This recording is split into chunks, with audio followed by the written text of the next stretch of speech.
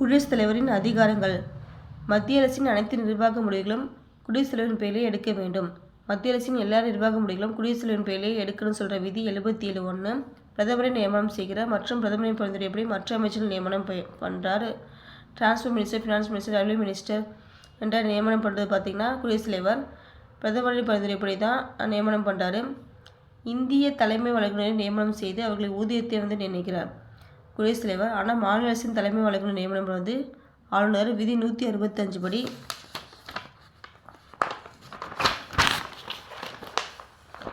தாழ்த்தப்பட்ட பழங்குடியினர் மற்றும்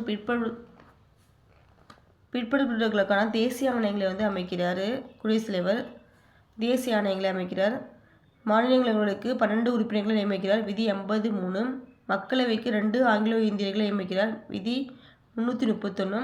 நாடாளுமன்ற கூட்டம் நடைபெறாத காலத்தில் அவசர சட்டத்தை பிறப்பிக்கிறார். விதி 123 படி. விதி அவசர சட்டம் பார்த்திங்கன்னா விதி 213 ஆளுநர். 213 ஆளுநர். கூட்டுக்கூட்டத்தை கூட்டுவது, உரை நிகழ்த்துவது குடியரசுத் தலைவர். விதி 108. பண மசோதா இவரது ஒப்புதல் பெற்ற பின்பு தான் மக்களவையில் தாக்கல் செய்யப்படுகிறது. பண மசோதா மக்களவையில் தாக்கல் செய்யப்படுகிறது. அனைத்து நீதித்துறை நியமனங்களும் உச்சநீதிமன்ற தலைமை நீதிபதி ஆலோசனைப்படி தான் குடியரசுத் செயல்படுத்துகிறார். உச்சநீதிமன்ற தலைமை நீதிபதி ஆலோசனைப்படி தான் அனைத்து நீதித்துறை நியமனங்களையும் பண்ணுறாரு. ஹையஸ்ட் போஸ்ட், இந்தியாவில் ஹையஸ்ட் போஸ்ட் எல்லாமே பார்த்திங்கன்னா குடியரசுத் தலைவர் தான். அப்படி ஞாபகம் வச்சுக்கணும்.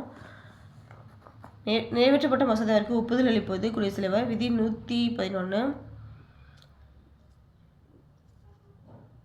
பிரதமர் பரிந்துரைப்படி பார்த்திங்கன்னா மற்ற அமைச்சர்கள் நியமனம் பண்ணுறது எல்லாமே குடியரசுத் தலைவர். ஹையஸ்ட் போஸ்ட் எல்லாமே குடியரசுத் தலைவர் தான். மாநிலங்களுக்கு 12 உறுப்பினர்கள், மக்களவைக்கு 2 பண்ணுறாரு. நாடாளுமன்ற கூட்டம் நடைபெறுவது